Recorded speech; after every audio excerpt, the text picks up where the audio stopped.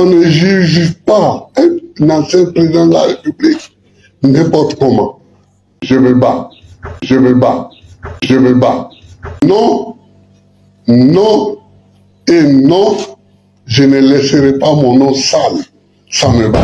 Après avoir introduit sa requête de réinscription sur la liste électorale, le jeudi 8 juin 2023, dans le cadre du contentieux électoral, l'ex-président Laurent Gbagbo a démontré qu'il n'a jamais été l'auteur du casse de la Banque centrale des États de l'Afrique de l'Ouest BECAO.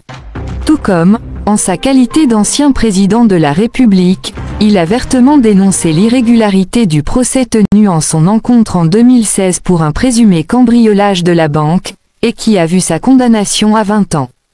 Voici les arguments démontrés point par point, par Laurent Gbagbo, en vue de démonter l'accusation. Je suis venu ici ce matin pour une réclamation. Comme nous sommes dans les contentieux,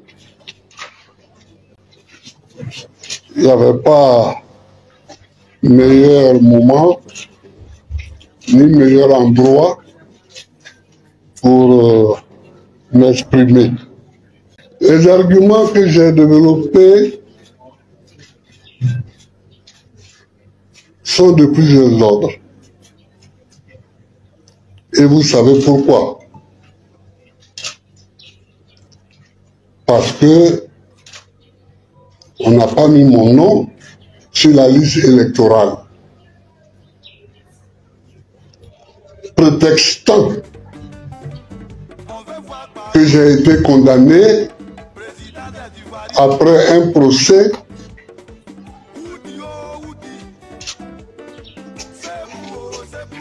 qui m'a jugé parce que j'aurais braqué la BCEAO. Laurent Gbagbo réfute avec vigueur l'accusation contre lui. Je réfute avec vigueur une telle accusation.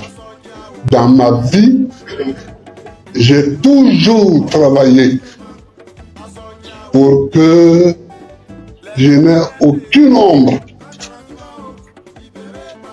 dans mon casier judiciaire.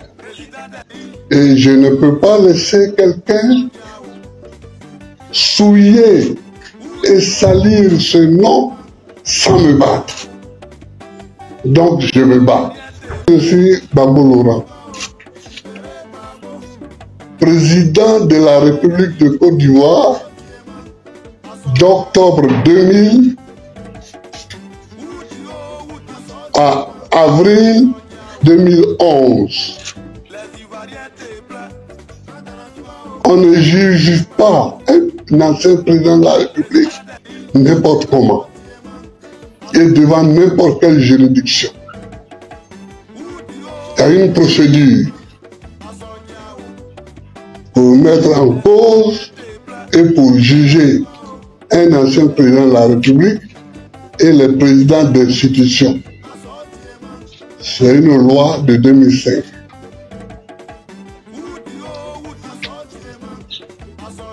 Deuxième argument, j'ai fait valoir que la Cour africaine des droits de l'homme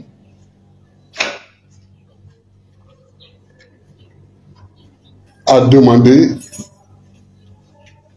ma réinscription sur la liste électorale. Troisième argumentation, je ne les cite pas par ordre d'importance, mais comme ça me vient.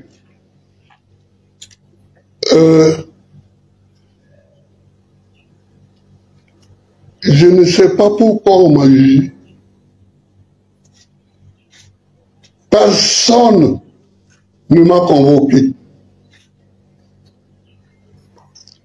Parce que pour qu'il y ait un procès, l'accusé est convoqué. On lui remet une convocation. Là où il réside. Or, tout le monde, dans le monde entier, tout l'univers, c'est où je résidais au moment de ce procès. Je résidais à la CPI, où on m'a emmené avec un avion présidentiel Grumman 3. On m'a emmené là-bas. Ils savent quand ils m'ont déposé, où ils m'ont déposé, à qui ils m'ont remis. Donc tout le monde savait où j'étais. Mais je n'ai jamais été convoqué. Dire donc que je n'étais pas en Côte d'Ivoire n'est pas un argument. Si je suis un fautif dans une affaire quelconque, on me remet ma convocation. Là où je suis. Or, ceux qui m'ont jugé savent très bien là où j'étais.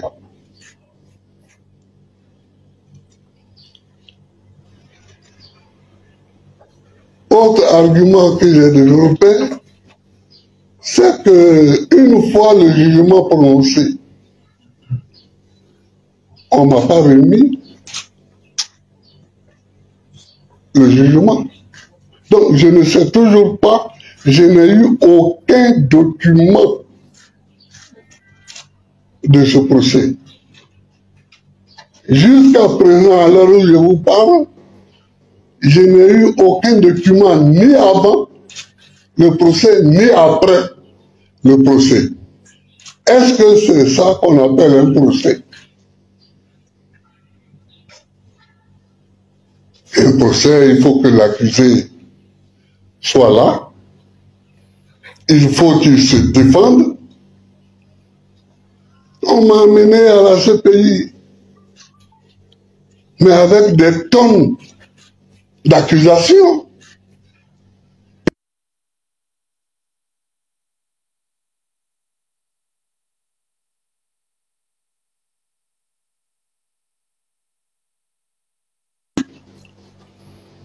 Et j'ai gagné. J'ai acquitté. Ici, clandestinement, quand on apprend que je suis acquitté à la CPI, clandestinement, on se cache et on me met sur le dos une accusation. Non, c'est trop politicien, ce n'est pas digne d'être appelé un procès. C'est trop politicien. Moi, depuis que je suis revenu, vous voyez bien, je ne fais encore aucun coup contre personne. Parce que les coups, nous qui avons pour métier la politique, on sait en faire.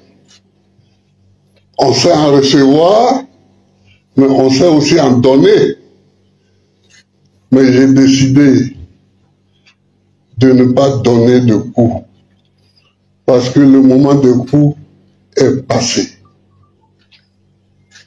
Moi, j'ai été tout. J'ai été militant, clandestin. J'ai été militant à ciel ouvert. J'ai été député. J'ai été candidat contre Houphouët-Boigny. J'ai été député. J'ai été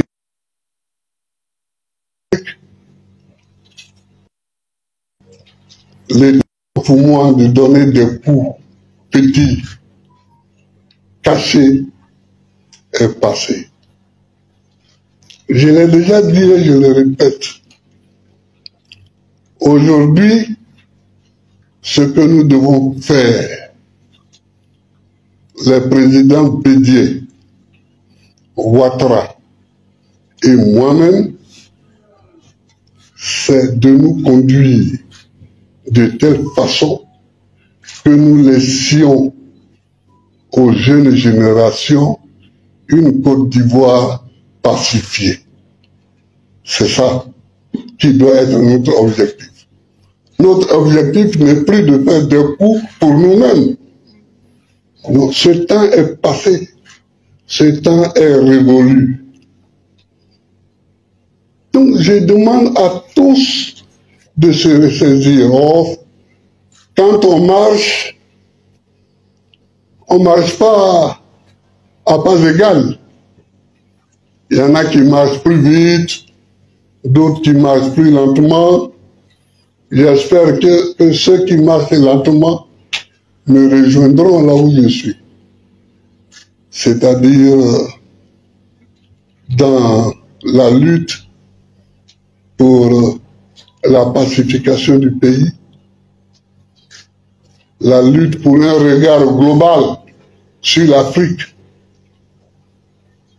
pour que l'Afrique n'apparaisse pas toujours comme un continent maudit. C'est ça qui doit être aujourd'hui notre posture. Donc c'est tout ça, chers amis, que je suis venu développer comme argumentation. Voilà, il y a des jeunes gens qui se sont levés et qui ont déposé pour moi à Cocody des dossiers pour me soutenir, des dossiers pour que je sois inscrit sur la liste électorale. Je les remercie. Je voudrais vraiment du fond du cœur remercier ces jeunes que je ne connais pas, que je n'ai jamais vus. Je voudrais vraiment les remercier. Remercier aussi tous les Ivoiriens qui ont ressenti en eux-mêmes comme une injustice le sort qui m'était fait. Je leur dis que je suis debout. Je suis encore debout. Et tant qu'il faut se battre pour la dignité, je me battrai toujours.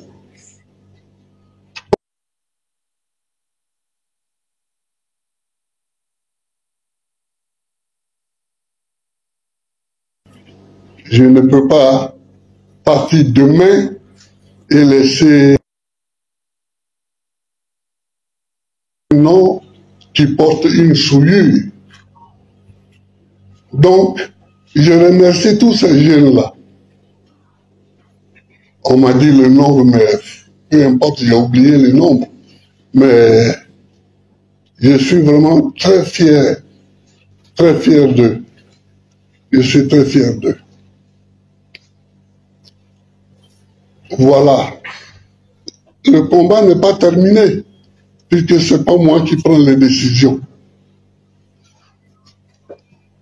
Moi, je pose mon problème, qui est le problème de l'honneur,